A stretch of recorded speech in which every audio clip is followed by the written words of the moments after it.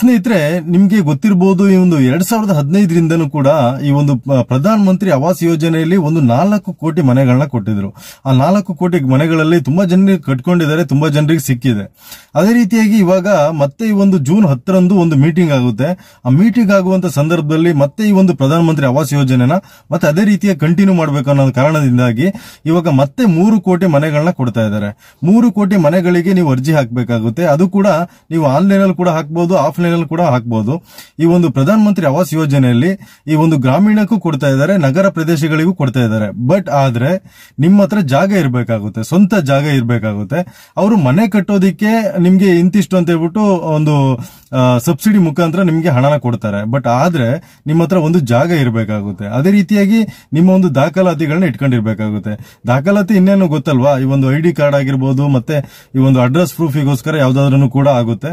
So ಈ ರೀತಿಯಾಗಿ ನೀವು ಇಟ್ಕೊಂಡಿರ್ಬೇಕಾಗುತ್ತೆ. ಇದನ್ನ ನೀವು ಆನ್ಲೈನ್ ಅಲ್ಲಿ ಬೇಕಾದ್ರೆ ಹಾಕ್ಬೋದು, ಆಫ್ಲೈನ್ ಅಲ್ಲಿ ಕೊಡೋದಾದ್ರೆ ಗ್ರಾಮೀಣ ಪ್ರದೇಶದಲ್ಲಿ ಈ ಒಂದು ಗ್ರಾಮ ಪಂಚಾಯತಿ ಏನ್ ಬರುತ್ತಲ್ವಾ, ಅಲ್ಲಿ ಕೂಡ ಕೊಡಬಹುದು ಸ್ನೇಹಿತರೆ.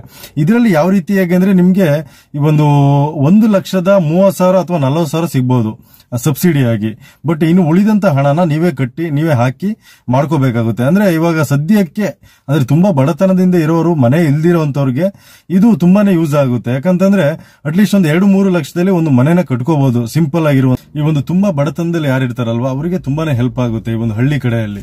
ಅಂದ್ರೆ ಅವರು ಕೊಡುವಂತ ಹಣದಲ್ಲೇ ನೀವು ಮನೆನ ಕಟ್ಕೋಬಹುದು. ಅಂದ್ರೆ ಒಂದು 2-3 ಲಕ್ಷದಲ್ಲೆಲ್ಲ ಮನೆನ ಕಟ್ಕೋಬಹುದು. ಸೊ ಇದು ಅಂದ್ರೆ ತೀರಾ ಬಡತನದಲ್ಲಿದ್ದು ಇವಾಗಿನ್ನೂ ಕೂಡ ಮನೆನೇ ಇಲ್ಲ, ನಮ್ಗೆ ಯಾವ್ದು ಕೂಡ ಮನೆನೇ ಇಲ್ಲ ಅನ್ನೋರಿಗೆ ಈ ರೀತಿಯಾಗಿ ಮಾಡ್ಕೋಬಹುದು. ಇನ್ನೇನಾದ್ರೂ ನಾವು ಒಳ್ಳೆ ಮನೆ ಮಾಡ್ತೀವಿ ಅನ್ನೋದಾದ್ರೆ ನೀವು ಬ್ಯಾಂಕ್ ಅಲ್ಲಿ ಕೂಡ ಲೋನ್ ನ ತಗೋಬಹುದು. ಬ್ಯಾಂಕ್ ಅಲ್ಲಿ ಲೋನ್ ತಗೊಂಡು ಅದಾದ ನಂತರದಲ್ಲಿ ಇಲ್ಲಿ ಬರುವಂತ ಸಬ್ಸಿಡಿ ಅಮೌಂಟ್ ಕೂಡ ಅದಕ್ಕೆ ಸೇರಿಸ್ಕೊಂಡು ಅದಾದ ನಂತರದಲ್ಲಿ ಒಂದು ಒಳ್ಳೆ ಮನೆನ ಕಟ್ಕೋಬಹುದು. ಇನ್ನು ಸಿಟಿಯಲ್ಲಿ ಬಂದ್ರೆ ಸಿಟಿಯಲ್ಲಿ ಕೂಡ ಈ ಒಂದು ಆನ್ಲೈನ್ ಅಲ್ಲಿ ನೀವು ಅರ್ಜಿನ ಹಾಕಬೇಕಾಗುತ್ತೆ. ಸಿಟಿಯಲ್ಲಿರೋರು ಆನ್ಲೈನ್ ಅಲ್ಲಿ ಅರ್ಜಿ ಹಾಕಿದ್ರೆ ನಿಮ್ಗೆ ಜಾಗ ಇರಬೇಕಾಗುತ್ತೆ, ಸಿಟಿಯಲ್ಲಿ ಜಾಗ ಇರಬೇಕಾಗುತ್ತೆ. ಅದೇ ರೀತಿಯಾಗಿ ಯಾರು ಕೂಡ ಸರ್ಕಾರದ ನಿಮ್ಮ ಒಂದು ಫ್ಯಾಮಿಲಿಯಲ್ಲಿ ಯಾರೋ ಒಬ್ರು ಕೂಡ ಸರ್ಕಾರದ ಕೆಲಸದಲ್ಲಿ ಇರಬಾರ್ದಾಗುತ್ತೆ. ಅಂದ್ರೆ ಸರ್ಕಾರದಲ್ಲಿ ಯಾವ್ದಾರ ಕೆಲಸದಲ್ಲಿದ್ರೆ ಅದು ಮನೆ ಸ್ಯಾಂಕ್ಷನ್ ಆಗೋದಿಲ್ಲ.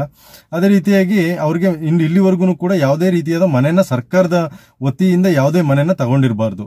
ಇಂಥವ್ರಿಗೆ ಸಿಗುತ್ತೆ ಸಿಟಿಯಲ್ಲಿರೋರ್ಗೆ. ಸೊ ಜಾಗ ನಿಮ್ದಾಗಿರ್ಬೇಕಾಗುತ್ತೆ. ಅದೇ ರೀತಿಯಾಗಿ ನಿಮ್ಗೆ ಮನೆ ಇಲ್ಲಿವರೆಗೂ ಕೂಡ ಸರ್ಕಾರದಿಂದ ಯಾವುದೇ ಮನೆನ ತಗೊಂಡಿರಬಾರ್ದು. ಈ ರೀತಿಯಾಗಿ ಮಾಡ್ಕೋಬಹುದು. ಜೊತೆಗೆ ನಿಮ್ಗೆ ಏನಾದ್ರೂ ಕೂಡ ಇಲ್ಲಿ ಕೊಡುವಂತ ಸಬ್ಸಿಡಿ ಅಮೌಂಟ್ ಸಾಲಲ್ಲ ಅಂತಂದ್ರೆ ನೀವು ಬ್ಯಾಂಕ್ ಅಲ್ಲಿ ಕೂಡ ಲೋನ್ ನ ಮಾಡಿಸಬಹುದು. ಇದನ್ನ ಈ ಒಂದು ಪ್ರಧಾನ ಮಂತ್ರಿ ಆವಾಸ್ ಯೋಜನೆಯಲ್ಲೇ ಬ್ಯಾಂಕ್ ಅಲ್ಲಿ ಕೂಡ ಲೋನ್ ಮಾಡಿಸಬಹುದು. 20 ವರ್ಷದಲ್ಲಿ ಆ ಒಂದು ಬ್ಯಾಂಕ್ ಲೋನ್ ನ ನೀವು ಕಟ್ಕೋಬಹುದು. ಅದಾದ ನಂತರ ನಿಮ್ಗೆ ಏಜ್ ಬಂದು 18 ವರ್ಷದಿಂದ ಮೇಲ್ಪಟ್ಟಿರ್ಬೇಕಾಗುತ್ತೆ, 60 ವರ್ಷದಿಂದ ಕೆಳಗಡೆ ಇರಬೇಕಾಗುತ್ತೆ.